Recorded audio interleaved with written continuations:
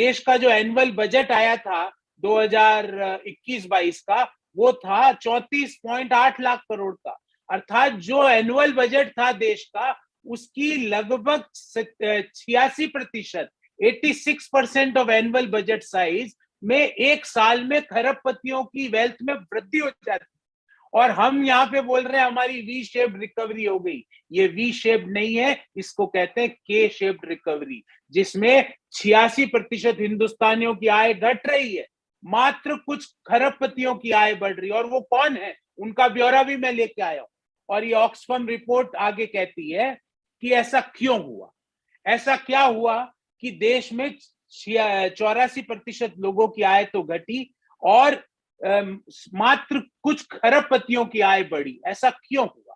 इसका कारण वो देते हैं सबसे पहले कि मोदी सरकार ने लगातार आवश्यक वस्तुओं पे जीएसटी की दरें बढ़ाई है। भले ही वो खेती पर टैक्स वसूलने का काम मोदी सरकार ने किया, भले ही वो जो फार्म इक्विपमेंट्स हो, भले ही वो फर्टिलाइजर्स हो, भले ही वो पेस्टिसाइड्स हो, भले ही वो एसेंशियल आइटम्स हो जैसे गारमेंट है, जूते हैं, मतलब जिसपे लगातार जीएसटी की दरें बढ़ाई जा रही।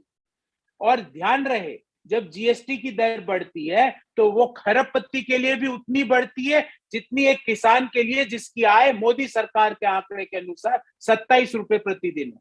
तो वो जो पहला कारण बताया है ये इनकम इनइक्वालिटी का, वो बताया गया है increase in GST of essential items. दूसरा कारण जो बताया, और ये मैं नहीं कह रहा, ये कांग्रेस पार्टी नहीं कह रही, ये ऑक्सफैम की रिपोर्ट कह रही है। दूसरा कारण बताया गया है कि फ्यूल पर जिस तरह से टैक्स की दर लगातार बढ़ाई गई, और उसमें ऑक्सफैम की रिपोर्ट में लिखा गया है कि 2020-21 के पहले 6 महीनों में जो पेट्रोल और डीजल पर एक्साइज ड्यूटी 33% से बढ़ाई गई।